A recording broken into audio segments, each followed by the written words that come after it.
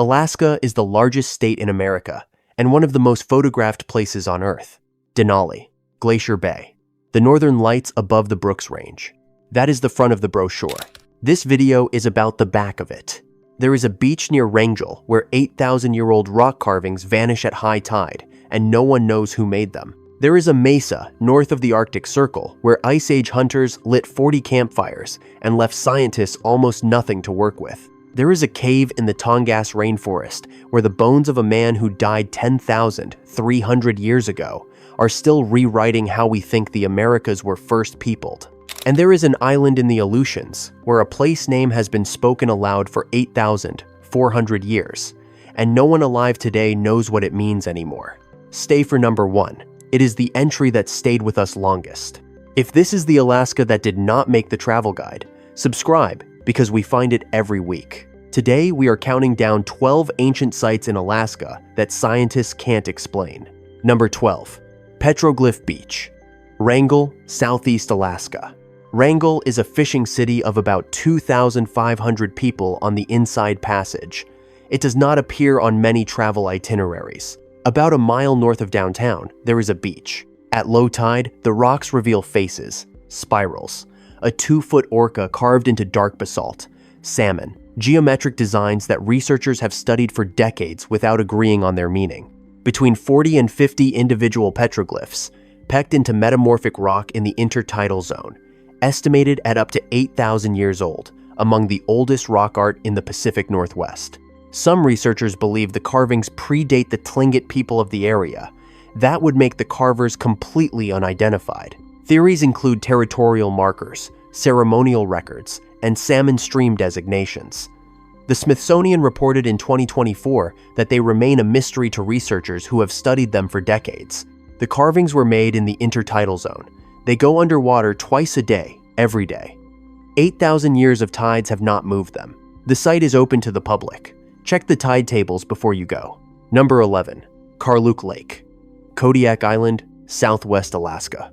In August 2025, the Ipiutak Museum announced the discovery of the oldest confirmed human site on Kodiak Island.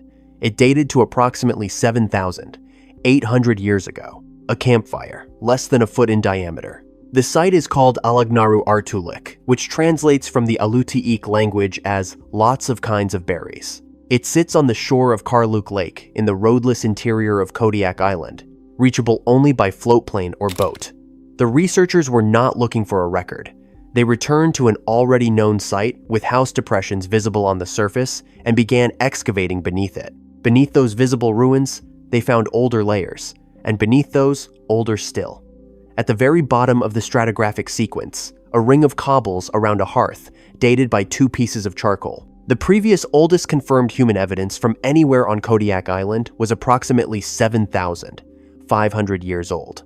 This pushed it back 300 years.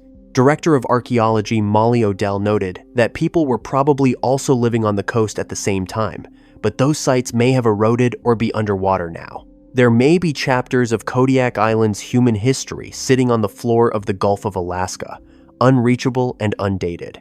The most ancient human settlement on Kodiak Island is a campfire barely the width of a dinner plate. Number 10. Broken Mammoth, Tanana River Valley, Interior Alaska. For most of the 20th century, archaeologists debated whether Alaska's earliest inhabitants actually hunted woolly mammoths or simply collected ivory from animals that had already died.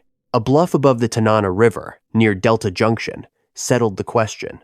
Archaeologist Charles E. Holmes found the site in 1989 on a routine survey, after noticing a fragment of broken mammoth bone on a hillside. He named the site after it. Excavations began in 1990. What made Broken Mammoth exceptional was its preservation. Most Alaskan sites from this period yield stone. This one yielded bone.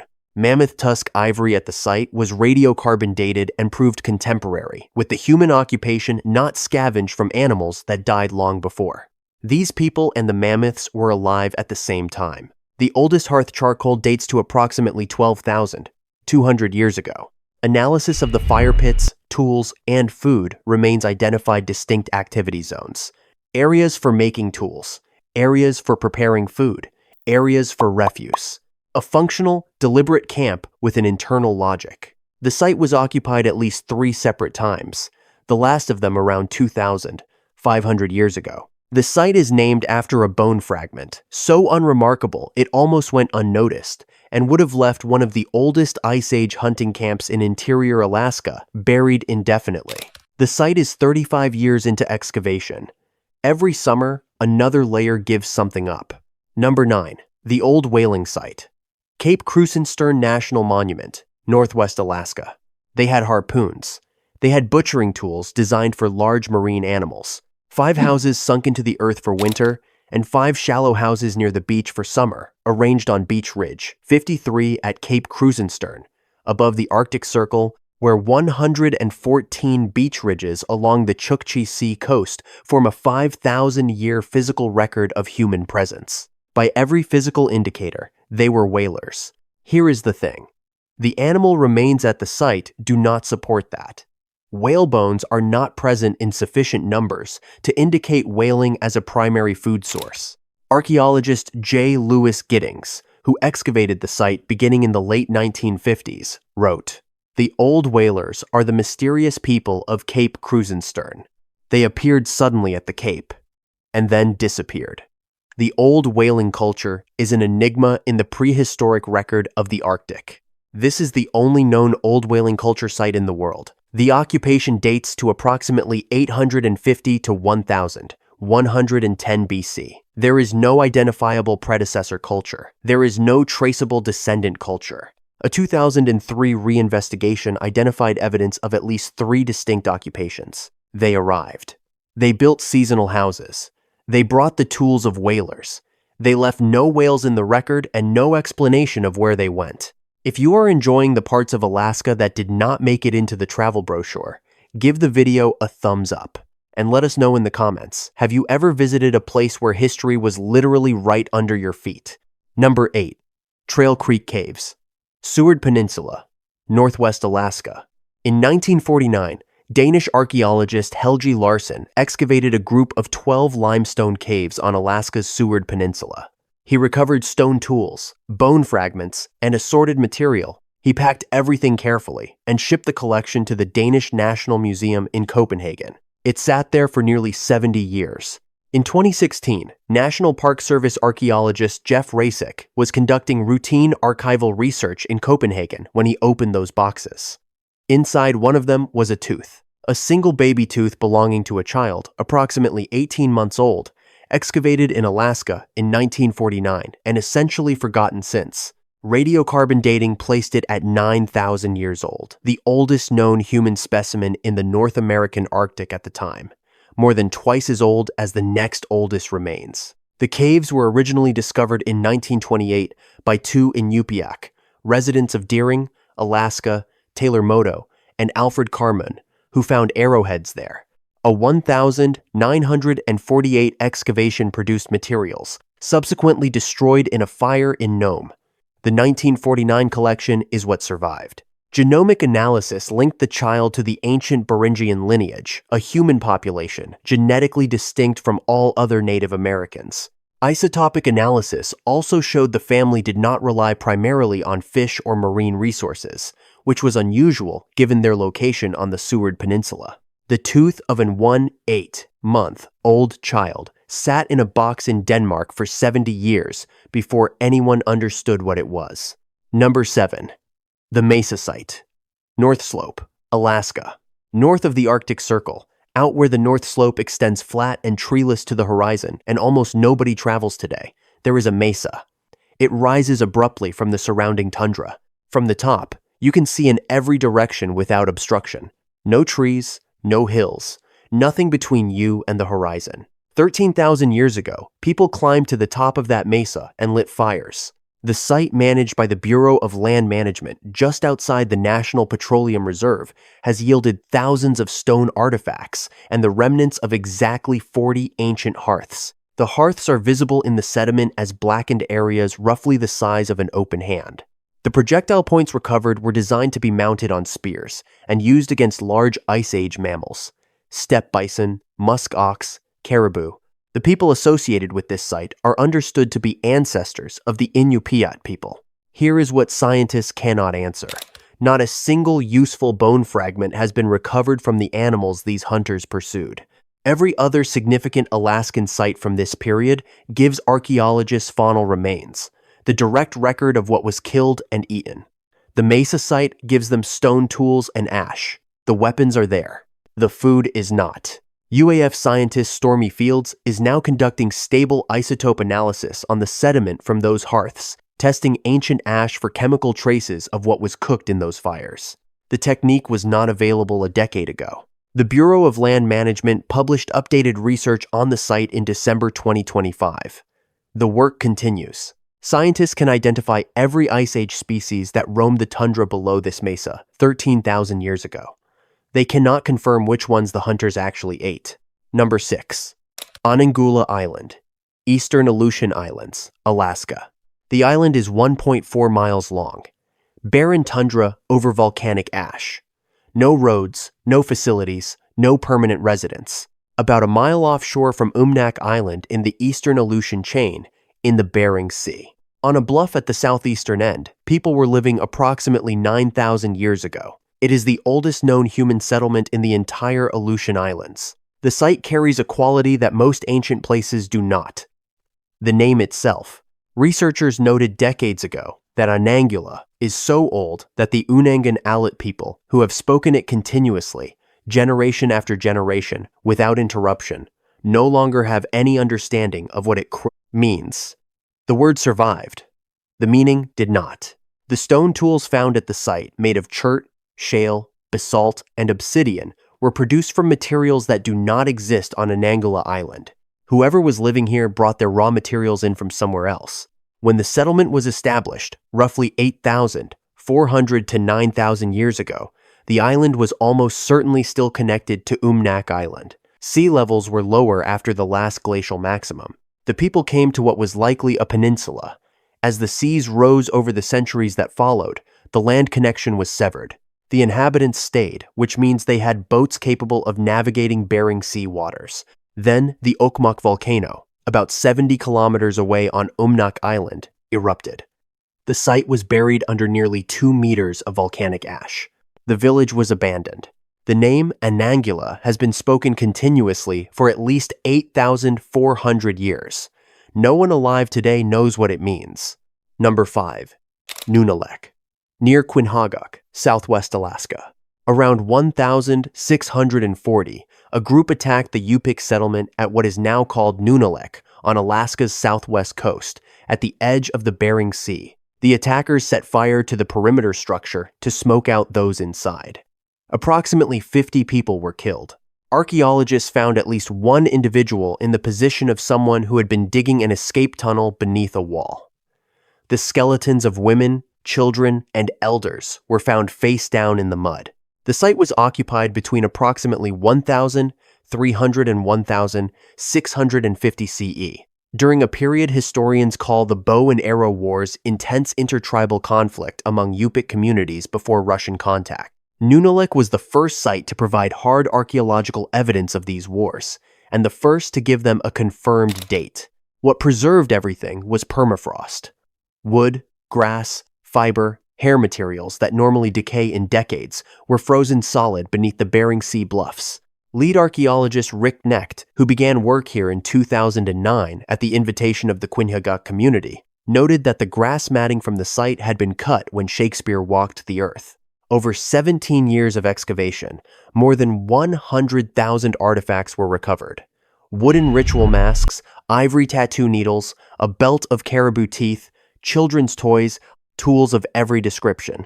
In October 2025, the remnants of ex-typhoon Halong consumed over 60 feet of shoreline at Nunalleq and scattered up to 100,000 additional artifacts along miles of beach and into the Bering Sea. In hours, the Quinhagak community recovered approximately 1,000 pieces from the beach in the days after the storm. The village has a museum where what was saved is housed. The bluffs at Nunalleq are still eroding.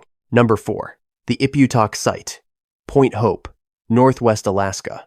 Point Hope sits at the tip of a narrow gravel spit, extending into the Chukchi Sea on Alaska's northwest coast. In Inupiaq tradition, The Kodiak spit is described as the flank of a giant mythical whale. The community has approximately 711 residents and is accessible only by small aircraft. Just northwest of the village, more than 500 shallow depressions mark the tundra. Each one is the trace of a house. When archaeologists Helge Larsen and Frolic Rainey arrived in 1939, they expected a standard Arctic site. Instead, they found one of the largest pre-contact villages ever identified in Arctic Alaska, the site of a culture called Ipiutak, previously undocumented. The initial excavations recovered over 10,000 manufactured artifacts: hunting tools, snow goggles, dance pendants, elaborate ivory carvings, and death masks. Carved ivory pieces inlaid with jetstone, designed to be placed over a dead person's face. Plugs shaped to fit a corpse's nostrils, eyes intended to replace the real ones. The carving style depicting walrus, wolves, bears, and what researchers describe as fantastic creatures strongly resembles the art of Northeast Asia, rather than anything found elsewhere in Alaska. Graves were found spread across an area several kilometers wide. The Ipiutak culture emerged around 100 to 200 BC and had largely collapsed by AD 800. It has no identifiable predecessor in the Arctic record. No descendant culture has been traced. A 2006 academic paper on the site was simply titled Ipiutak Remains Mysterious. Ipiutak burial sites contain carved ivory eyes, nose plugs, and mouthpieces designed to be inserted into the face of the dead. No other culture in the Arctic, before or since, has left anything like them. Number 3. On Your Knees Cave, Prince of Wales Island, Southeast Alaska. The name comes from the only way in. 2 horizontal limestone tunnels, each roughly 30 meters long, ceilings low enough that crawling is the only option throughout. Paleontologist Tim Heaton spent the entire 1,996 field season inside them, moving on his hands and knees, looking for Ice Age animal bones. On the 4th of July, 1996, the last day of fieldwork, in the last bag of sediment he filled, he found a human jaw. The cave sits in the dense Tongass rainforest on the northern tip of Prince of Wales Island, about a kilometer from the coast. It was identified in 1992 by U.S. Forest Service personnel conducting pre-surveys before a planned commercial timber sale. Such surveys are required by law.